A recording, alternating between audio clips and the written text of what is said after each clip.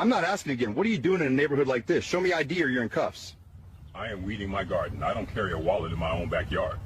Bull. You don't live here. This is private property. It is private property. Mine. And you are trespassing. Do you live here? Do you live here? Do you live here? Absolutely. Get away from my car. What? You Karen. What'd you say? Get away from my car. What's wrong? Why are you in here? Telling you, get away from me. Let me help you. You call a black woman in the word, call me that. No, call me that. I dare you to do it, and I swear for God, I'll make you taste the ancestors. Me too. You a coward. Call that black woman the N-word. You a real coward, Why man. would you We'll do catch you that? inside. No, go ahead. Go right ahead. Go ahead. I guarantee you wouldn't do it in front of me. What's up, guys? Welcome back to this channel. For a long time, many black people across different countries have shared similar experiences in public spaces. Experiences such as walking into a store and suddenly being followed, sitting in a neighborhood park and being questioned, entering an apartment building and being asked, "Do you really live here?" Driving an expensive car and being treated like something must be wrong. But the social climate is changing. More black people today are no longer quietly accepting unfair scrutiny, the invasive questions, or unnecessary monitoring in public spaces. And one of the biggest reasons for this shift is simple. People now have cameras, digital evidence, and platforms powerful enough to expose what was once ignored. What used to happen in silence is now happening on camera. And once the world can see something clearly, it becomes much harder to deny. Ladies and gentlemen, kindly look at the videos that I've specially prepared concerning today's topic, and then I'll come back with more comments. Remember, these videos are for education and entertainment purposes only. Does she own the park? Okay, that's fine. Didn't charge anybody to That's be fine. here. But I didn't charge anybody to be here. That's for my stuff that they're using. That's what they're paying for. So mind your goddamn business. Take your ass on. I mean, do you want me to call all you guys? You need to show respect, ma'am. I work with the CEO. This is not your property. Anybody finna go You've been out here for so You long. But what's the problem? You and that girl were What's the problem? You and that Jessica? What's the problem? No, wait a minute. So you said you saw a black guy run that way and what? Yeah, with shorts on, just about like him wherever he is. Because he's a black guy. Now, so if you saw that, you just see us just walking there. Trouble. No, you starting trouble. Don't accuse my son-in-law of being a thief. I'm not in. You better get out of my face, lady. We just walked in this store. So why would you accuse him of being a thief? Every other day, it's another story about a white person being uncomfortable with a black person in a space they consider a white space, whether it be a damn gym in a private office building or jogging in a predominantly white neighborhood. What do y'all not understand that segregation ended in 1964? Where the hell have you been, baby? Where have you been? Okay? And I have to ask you, what is it about black people that makes you so damn uncomfortable? Do y'all ever ask yourself that? Because realistically, according to statistics, they have a hell of a lot more to fear from us than we do from them. So why don't you marinate on that for a second? Thank you for recording. Hey, no problem. Y'all take it easy. Hey, give me 1 second while he checks the lady. Make sure. Are they being detained or are they free to go? They're actually being detained right now. Are they for what crime? What crime? There has to be a crime. Yeah, there has to be a crime for them to be detained. It's illegal detainment if there's no crime. Are you with them? No, I'm just an activist who knows. Go over there. I'm on public property right here. Okay, well, I'll stay away and I'll just continue recording. Hey, then that's going to be you losing your job and me getting paid. I am. I'm right here. Stop talking to me and talk to them. Ask if you're being detained or if you're free to go. For what crime? What crime?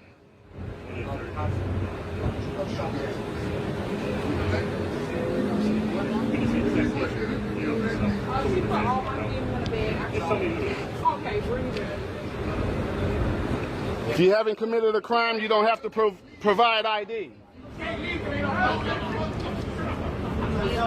You haven't committed a crime, you don't have to provide ID.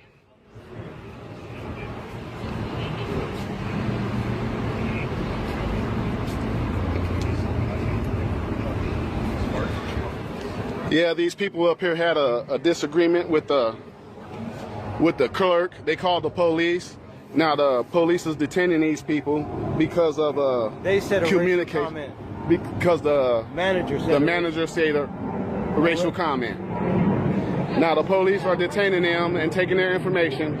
Oh, they letting them go now because somebody here who knows their rights and let them know. So the only thing they can do is just take their name. That's it. Y'all have a good one. Y'all take care now. Do you live here? Do you live here? So unfortunately, that is something that is very real when you are a black person living in the suburbs. I mean, just a couple of weeks ago, I stopped by a neighbor, let's call her Veronica, and she was just like, hi. And I'm like, hello? Like, mind you, I got headphones in. And she was just like, what street do you live on?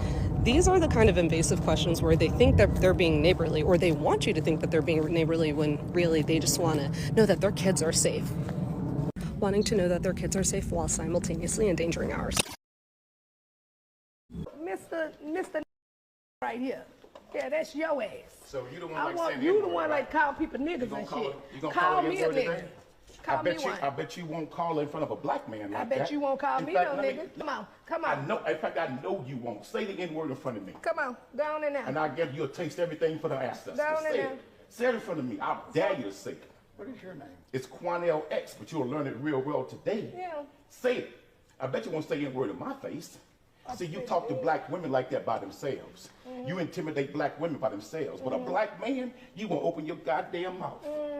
I dare you to say it. That hearing aid. I dare you to say it. With that hearing aid in your ear and shit, get your old ass in there. Run around here with your bald head ass, you old spotted liver face looking bitch. But I ain't playing with you. So would you like to make a comment about what you said or about what happened? I'm not allowed to make a comment at the present. So was you making a statement online or anything like that? Who are you? Well, you witnessed what happened? There is a public statement online that is circulating. What I will say is I thank everyone for their support in coming today. My goal has been and always remains protecting my clients' rights and advocating for those rights. I believe that the court should be a place of decency, respect, and integrity, and I am glad that everyone here today believes in those values and are standing in solidarity with those values. Thank you. It upon himself to be a bully, to intimidate a black female in the courtroom. But when a black man got in his face, he cowered up, cowered down, and he could not hear a rat piss on cotton. At the end of the day, this man's a coward, and we're not going to tolerate anyone bullying black females, using the N-word, and think he can intimidate them and frighten them, and those sisters don't have backup. No, we will rise to the occasion and send that bigot a clear, crystal message. Hands off of black females. We're not going to tolerate that. And then, and one other thing in regards to by us being here in Brazoria County is a majority minority county now. So those times of lynching, those times of racist behavior, especially how so comfortable that he was in that courtroom, is over. We will no longer tolerate it, and we will rise to the occasion, and we will expose it, and we will shut you down. That black man told that white man, say what you said to that black woman to me, and I'm gonna make you taste the ancestors. That man said, I'm gonna make you taste the ancestors about what you said to that black woman. Black men, that's what we talking about. I ain't never been so proud, man.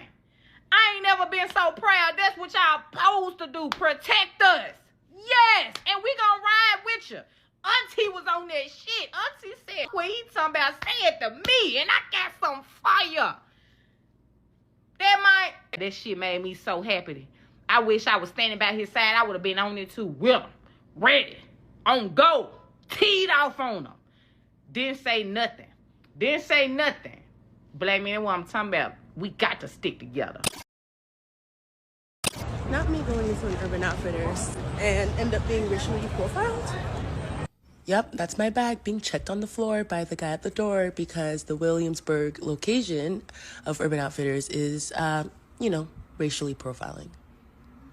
Yep, nothing in the bag, huh? I used to work at Urban, if you didn't know. Nothing in the bag, huh? So I used to work at Urban, if you didn't know, and that's why I know that they were racially profiling. I know their policies.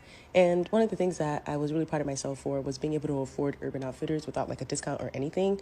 And I actually just got the shoes I'm wearing as well as like a few other orders last week. So it just really sucked. Now we're all looking like we would afford. Why? Like, do better research.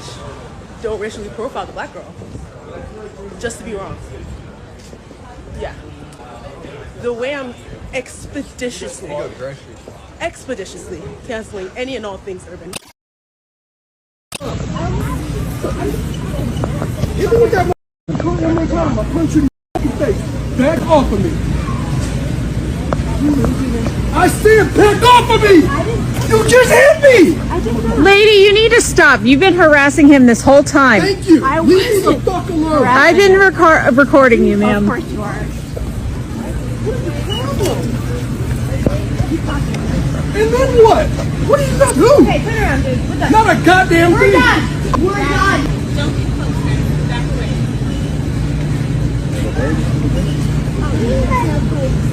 She's been harassing him this whole time. That's not. Ma'am, what are you, how are you leaving here? I just stop. Yeah, I just stop. No, especially when somebody's psycho. The line. Keep going. You can turn your camera off. No, I'll just wait. It's fine.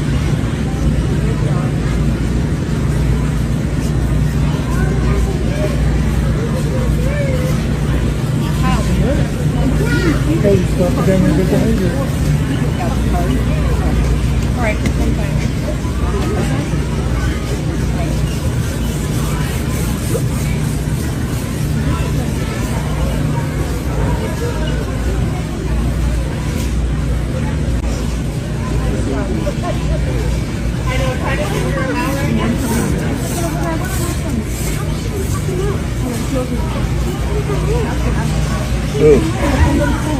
What line goes to the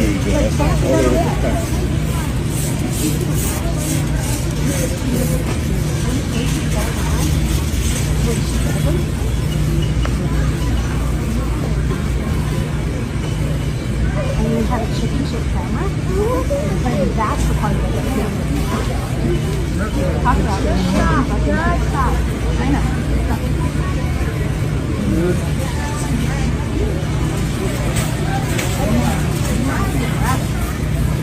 I hope you're enjoying this. I really do.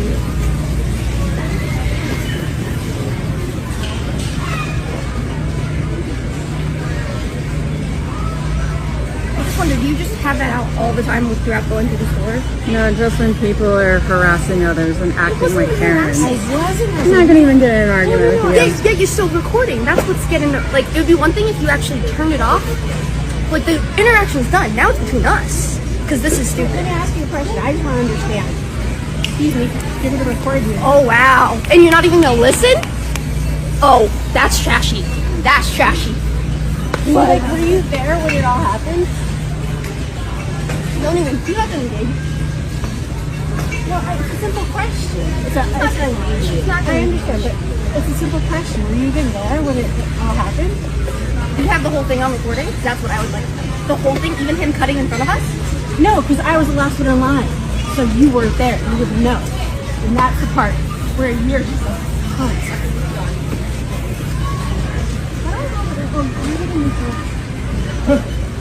Don't talk. We're going over here. Go for it. Brothers and sisters, over the last decade, smartphones have completely changed the balance of power in public interactions. Researchers studying policing and public surveillance have noted how ordinary citizens now use phone cameras as a form of counter-surveillance, meaning people are documenting authority figures and public confrontations in real time. This change is very important. Years ago, many black people felt pressure to stay calm, to stay quiet, and avoid escalating situations even when they were being unfairly targeted. Some feared nobody would believe them afterward. Others worried that speaking up could make the situation worse. But now, millions of people have seen videos after videos of public confrontations that reveal a pattern many communities have talked about for generations. A black family entering their own apartment building and being questioned about whether they belong there. It's funny. A black man sitting in a hotel lobby while strangers assume he is suspicious just because of their color. A black woman jogging in a neighborhood and being watched like she is out of place. A black driver being stopped and immediately treated with suspicion before even speaking out. The difference today is that these moments are no longer disappearing into private memory. They are being documented, and digital evidence changes conversations. Brothers and sisters, when video footages exist, people cannot easily rewrite what happened. Tone can be heard, body language can be heard, the public can judge for themselves. This is one of the reasons why many people say the era of quietly enduring invasive questioning is ending. Especially the question many black people know too well. Do you actually live here? This kind of question has become symbolic of something larger. It is not always about curiosity. Often it reflects assumptions about who belongs in a certain neighborhoods or buildings, schools, or social places. For decades, many black professionals, homeowners, students, and families described experiences where they were treated like outsiders in places they legally and rightfully belonged. And now, many are refusing to normalize it anymore. That refusal is not about aggression, it's about dignity. It's about understanding that being respectful does not mean accepting humiliation. It is about recognizing that nobody should have to repeatedly prove they belong in public spaces because of how they look.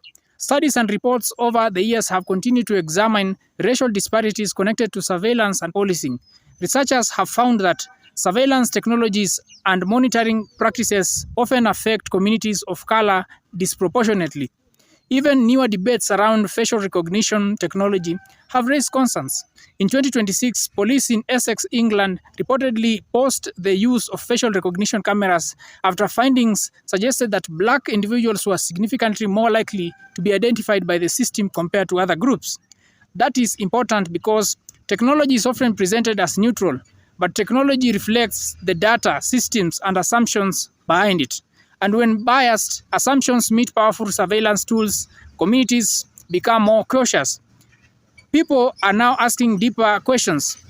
Who gets watched the most? Who gets questioned first? Who gets treated as suspicious before doing anything wrong, and why? And at the same time, another major shift is happening culturally. More people are becoming educated about personal boundaries, civil rights, and public accountability. The average person today understands far more about recording interactions, documenting harassment, and protecting themselves legally than people did 20 years ago. Community organizations, legal advocates, and educators have also helped spread awareness about citizens' rights during public encounters. This growing awareness has changed behavior.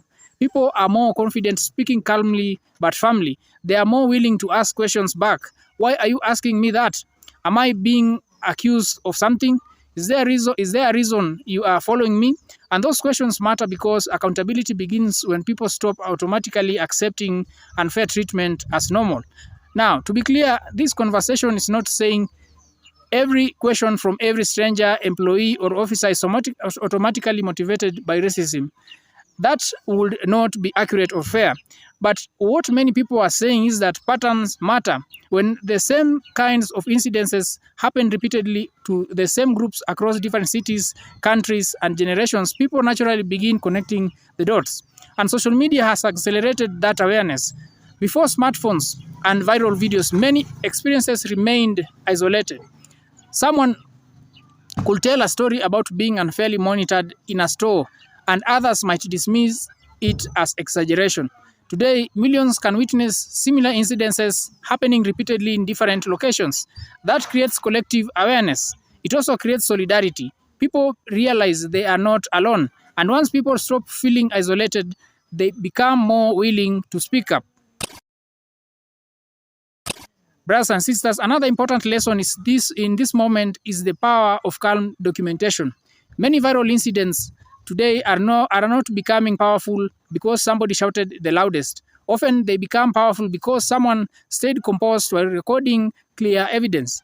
That visual evidence speaks loudly on its own. A calm voice, a simple question, a clear timeline, that combination can completely shift public understanding. And this is why digital evidence has become one of the most powerful tools in the modern climate. Not rumors, not assumptions, but just evidence. Brothers and sisters, videos have changed public conversations about policing, workplace behavior, neighborhood discrimination, and public harassment globally. Even researchers studying modern policing acknowledge that citizen recordings have transformed how authority and accountability operate in public life. At the same time, there is another side to this discussion that deserves attention. Constant scrutiny affects mental health.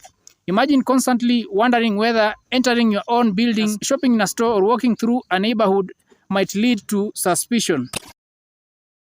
Researchers studying surveillance and race have discussed how repeated monitoring can shape how people move through society, sometimes causing avoidance of certain spaces or creating constant psychological stress. This is why many people today are setting stronger boundaries, not because they want conflict, but because they want peace without humiliation. And younger generations especially are approaching these situations differently than previous generations. Many young black people grew up in the era of smartphones, live streams, and instant information sharing. They are less likely to silently tolerate treatment that older generations sometimes endured simply to avoid danger or social consequences. They are more likely to document, more likely to question, more likely to demand transparency. And whether people agree with every method or not, one thing is undeniable. The culture has changed. Public accountability has changed. The expectation of silence has changed. The old idea that someone can aggressively question a black person's presence in a neighborhood, apartment, complex, school, or business without public scrutiny is no longer guaranteed to work the same way it once did. Now there may be cameras. Now there may be witnesses online. Now there may be consequences. And this shift is influencing society far beyond race alone. People everywhere are becoming more aware of privacy, surveillance, fairness, and respectful treatment in public spaces. Many communities are asking broader questions about how societies balance safety with dignity and accountability, because ultimately, safety should not require humiliation, respect should not depend on appearance, and nobody should feel forced to constantly prove they belong in spaces they legally occupy. The lesson here is not hatred, it is awareness, documentation, and confidence. It is understanding your rights while treating others with humanity. And perhaps most importantly, it is recognizing that technology has permanently changed public accountability. The camera phone has become one of the defining tools of this era, not because it creates truth, but because it preserves it. And in today's world, preserved truth is powerful. Brothers and sisters, the current social climate is sending a message very clearly that people are no longer willing to silently endure unfair scrutiny just to make others comfortable. And whether in stores, neighborhoods, workplaces, schools, or public streets, more individuals are standing firm on one simple idea, that respect should be mutual and dignity should never be negotiated. Brothers and sisters, thank you so much. I appreciate you guys for always supporting me, coming back to watch my videos. If you are new to this channel, kindly subscribe, like, share, and leave your sweet comments below this video. Until next time, blessings.